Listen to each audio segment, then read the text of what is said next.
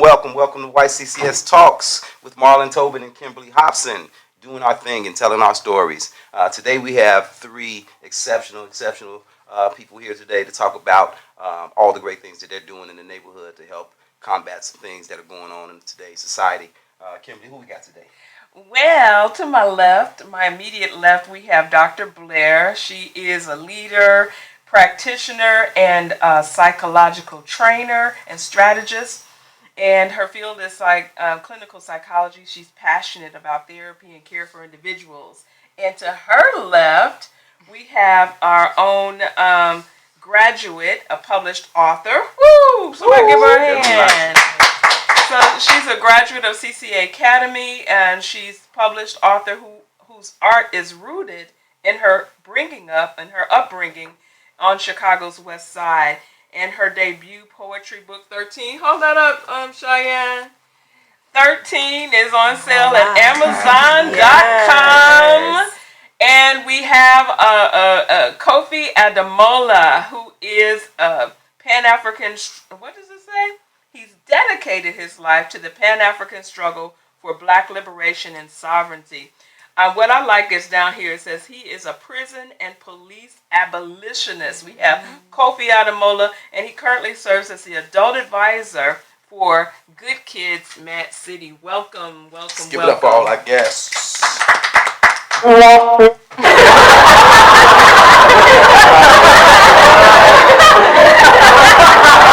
So we have our guests here, and we're going to be talking about surviving Chicago. Yeah. Surviving Chicago, we're going to be talking about for our youth, to our youth, and about our youth here at Youth Connection Charter School.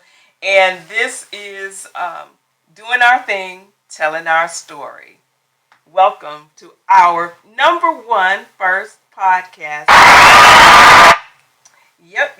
And we're about to have a discussion, just chat about what's going on in our own personal and professional lives as it relates to surviving Chicago and the violence that we've experienced or have been a part of mitigating, as well as some resources that our youth can take advantage of, some tips and tools and then lastly, how can they get involved and what can they do to help in this struggle and this fight to maintain peace in our communities.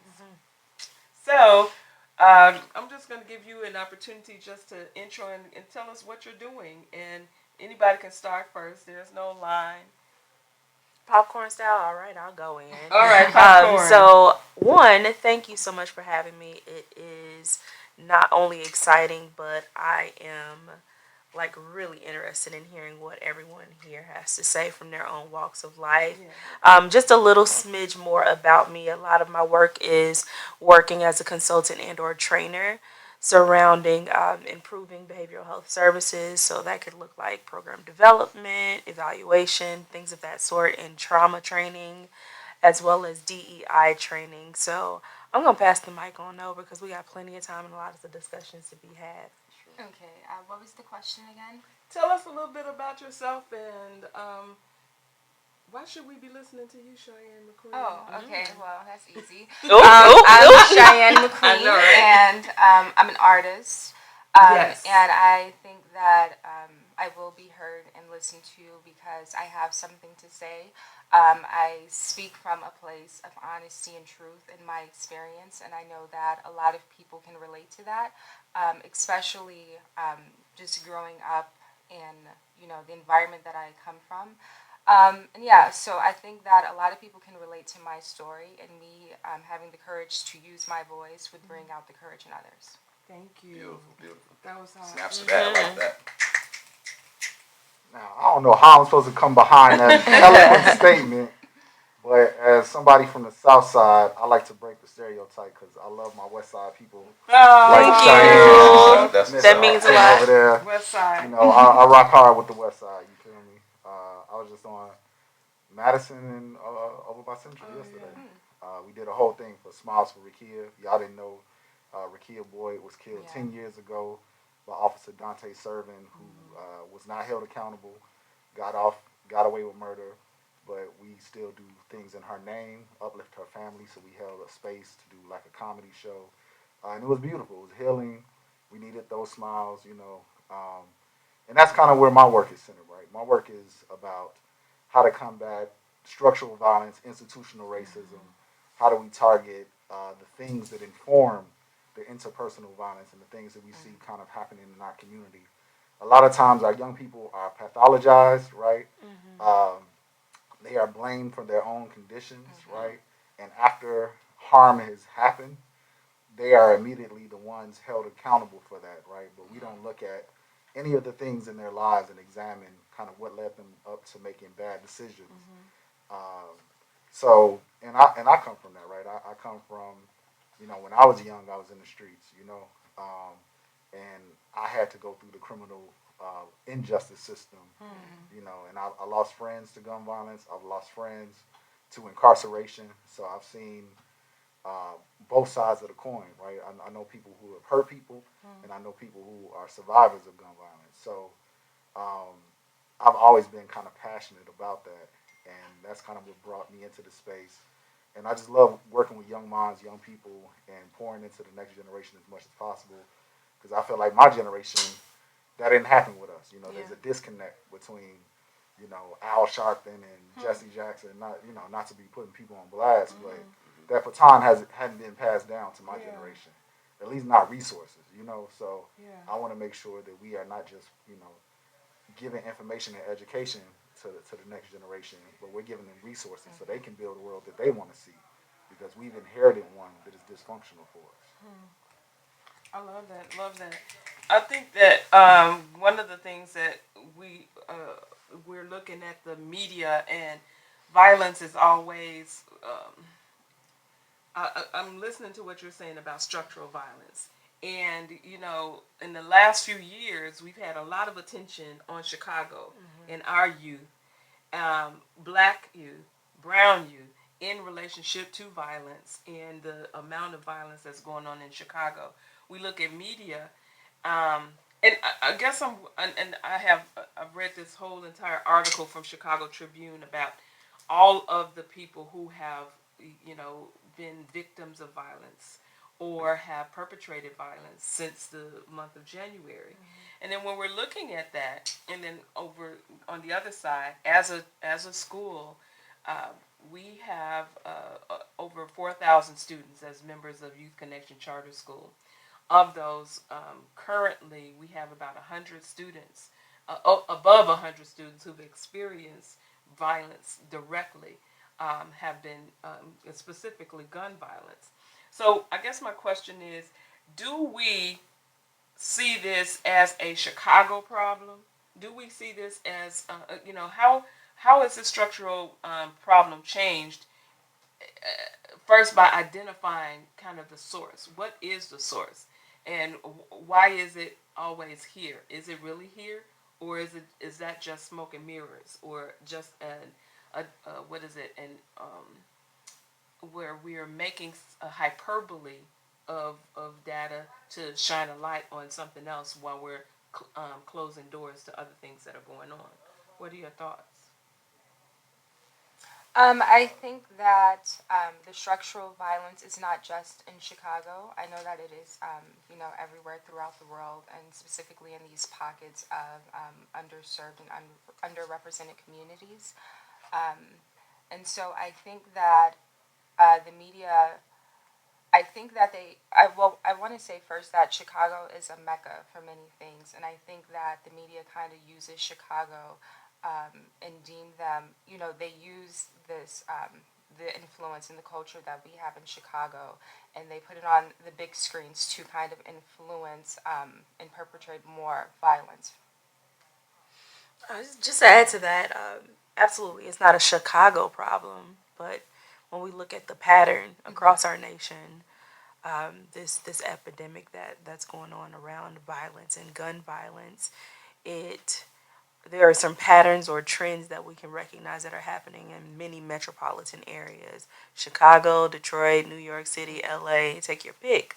So at the end of the day, we have to look at, well, why, what is actually the foundation of that? And I can't help but to think about many of the things that have happened in Chicago that have also happened in other areas that happened with displacement. And of course, we know poverty has a major influence on how people respond in a everyday in their everyday language and behavior. And so I'm disappointed to say Chicago, Chicago, Chicago.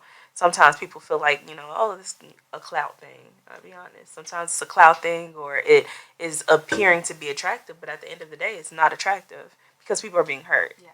True wounds are being established and perpetuates over and over. And so this cycle has to end. But I think we continue to be in this cycle because no one has actually been able to identify all of what contributes to the cycle. I agree. What would you say to the argument that a lot of the violence and a lot of crime that's committed here in Chicago, particularly, is a direct result of the laws not being stringent enough? The same young people that commit crime A is released moments later and right back out into the fold. What would you say about how that impacts this kind of thing happening more and more every day? It's not really. To be frank, I think it's a cop out. It's a cop out. That's just one point. That's just one point. Yes, we can tighten up on laws, but we're not addressing the mental influence, the psychological influence that's there. We're not addressing the pattern. We're not addressing the learned behaviors over years. So to just say it's all in that one basket, I'd have a hard time with that because then it neglects everything else that has contributed to it. And we have to look at it from a holistic perspective, well-rounded, that there are so many factors. And this is why it's never just one answer, right? Yeah. And everybody wants to talk about all of the grays that's in between. We have to establish and actually evaluate all of the grays that contribute to what we have here. Yeah, and I just want to say that I don't think that, punishing these people and being more stricter on them is going to help them. They actually do need resources. There would be no point in having tougher laws with no resources available for them. So if they do go to jail for a crime they committed and then they come out, they aren't being revitalized or restored, and they're not coming back to a restorative community. They're coming back to the same community that put them in the situation in the first place. Yeah. And so that repeats the cycle. So I think that it's not about the laws as far as the criminal and justice system. It's about the policies that are in place that are keeping these particular people in these situations. I think you guys are on to something. Kofi I wanted to respond to that too. Oh, yeah, no, I think that's an excellent question, and I'm glad that you asked it because that is always sort of the assumption, right? We don't look at the prison industrial complex as a producer of violence, right? We look at it as the solution to violence. And I think we have to change that narrative. That's so good. Because so much violence is produced from putting people in cages, from isolating people, from taking resources away from community. It was a website called $1 Million Block, which examined if you put a cost to extraction of taking people out of the community, how much out of economic labor, household income, what that's draining out of a community, right? Yeah. And you saw specifically talking about the West Side, where Austin had the highest arrests, you saw the highest deficits, right? And then you saw a lower life expectation in comparison to the Gold Coast, for example. So there's a lot of correlations on how the prison industrial complex, which includes policing, actually exasperates and heightens the violence in our community versus contributing to public safety and holding individuals who commit harm responsible. Because if we look at the crime bill in '94, that didn't do anything. Mass incarceration hasn't done anything to reduce the violence. Chicago has more police per capita than anyone else across the world. We have the more, even though we dropped down from 13,000 police to 11,000 police, if safety was measured by how many police we had in interactions, this would be the safest city in the world. And the other misconception or misinformation that this put out is around folks on electrical monitoring or folks that are out on bail committing, a lot of these crimes, which isn't true, right? It just, first of all, the police aren't catching a majority of the people committing harm, so they don't know people who've never been arrested with records before, or they're people on electrical monitoring, right? So the small percentage of people who were on electrical monitoring or out on probation that have been committing, different acts of, harm, violence, etc. That pales in comparison to the bigger percentage of, who's actually doing stuff. But it also, to me, speaks to a critique of it, right? Because that's clearly not a deterrent, right? If I'm already on trial, if I'm already on, I'm not worried about or concerned about the consequences of being incarcerated. You know what I mean? And you can't keep me in that cage forever. And like Cheyenne said, my needs still haven't been met. So if I feel like I need to do X, Y, and Z harm in order to survive and take care of myself, I haven't been given incentive to do the opposite. So. Right. Yeah, and that's the key point, that survival Yeah. piece that a lot of people are, being forced to have to live in when we're referring to this system. I think you said something around needs, and it made me think of Maslow's hierarchy of needs, where if your basics are not met, I mean, what else can you expect of someone? And I think it's unfair that general society points their fingers. Oh, those people, and they have so much to say, but aren't necessarily looking at the basic principles that most of us actually unspoken, but we've agreed to. Yes, this is basic.